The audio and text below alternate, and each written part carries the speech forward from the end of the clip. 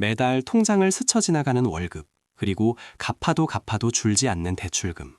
혹시 여러분은 빚을 갚는 것이 인간의 도리이자 도덕적 의무라고 생각하며 평생을 전전긍긍하고 계신가요?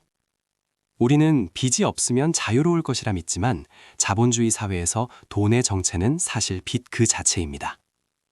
오늘 소개할 데이비드 그레이벌의 책 부채, 그 첫 5,000년은 당신이 가진 돈에 대한 믿음을 송두리째 뒤흔들 것입니다. 우리가 학교에서 배운 경제학의 기초를 떠올려 봅시다. 태초에 물물 교환이 있었다고 배웠죠?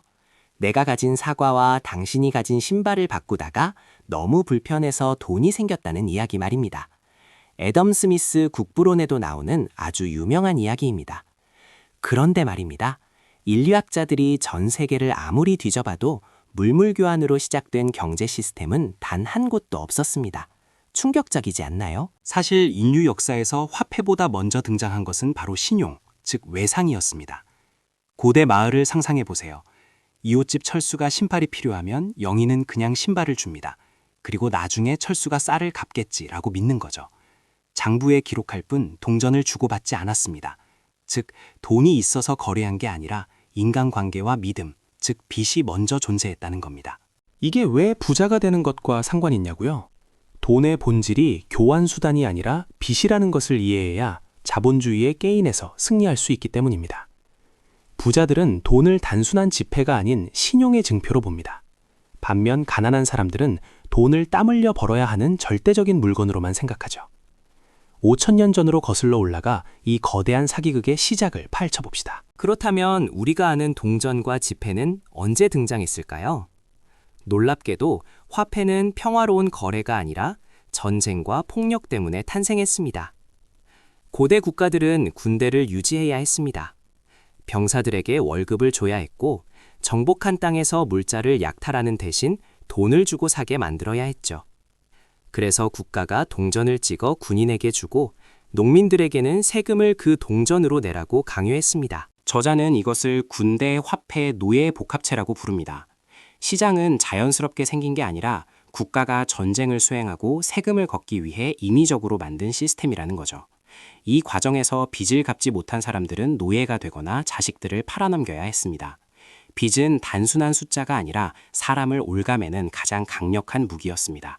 여기서 가장 무서운 점은 권력자들이 빚을 도덕적 의무로 포장했다는 것입니다. 빚을 갚는 것은 선이고 갚지 못하는 것은 악이라는 프레임이죠. 사실 고대 사회에서는 빚이 너무 많아지면 주기적으로 모든 빚을 탕감해주는 희년 제도가 있었습니다. 사회가 붕괴되는 것을 막기 위해서였죠. 하지만 현대 사회는 어떤가요? 빚은 죽어서도 갚아야 할 절대적 죄악처럼 여겨집니다. 우리는 누구에게 빚을 지고 있습니까? 은행? 국가? 아니면 보이지 않는 시스템? 현대 은행 시스템은 실제 돈을 가지고 빌려주는 것이 아닙니다. 여러분이 대출 서류에 서명하는 순간 은행은 컴퓨터에 숫자를 입력하여 없던 돈을 만들어냅니다. 이것이 바로 신용창조입니다. 여러분의 미래 노동력을 담보로 허공에서 돈을 찍어내는 것이죠. 한국 사회를 봅시다. 영끌에서 집을 사고 학자금 대출을 받고 신용카드로 생활합니다. 우리는 평생 이자를 내기 위해 일합니다.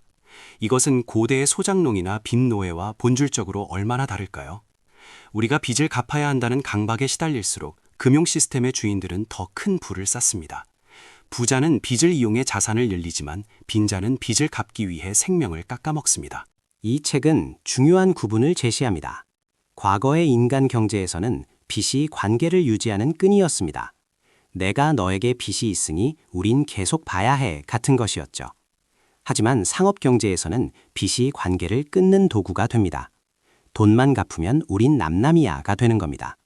자본주의는 모든 인간관계를 차가운 계산기로 대체해버렸습니다. 그렇다면 부자가 되기 위해 우리는 무엇을 깨달아야 할까요? 첫째, 돈은 빚이라는 사실을 직시하십시오. 돈을 절대적인 가치로 모시지 마세요. 돈은 약속이고 신용일 뿐입니다.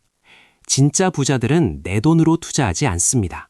그들은 시스템이 만들어낸 신용, 즉 남의 돈, OPM을 활용합니다.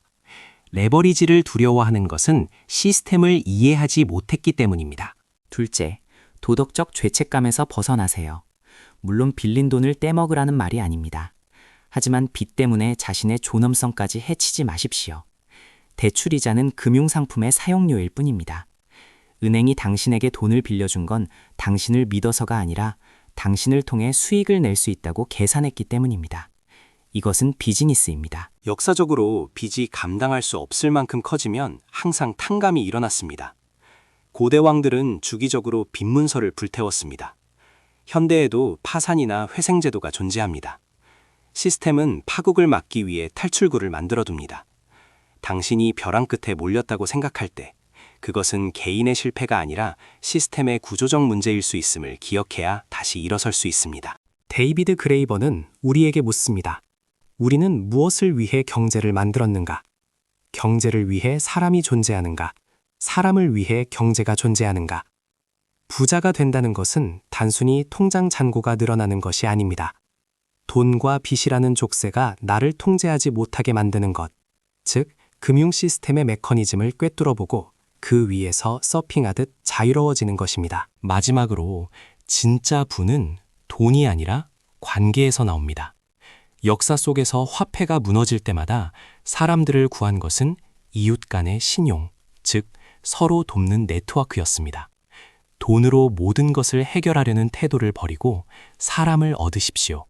당신의 신용도가 은행 전산망의 점수가 아니라 주변 사람들의 마음속에 쌓일 때 진정한 기회가 찾아옵니다.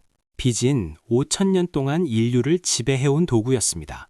이제 그 역사를 알았으니 더 이상 맹목적인 두려움에 떨지 마십시오.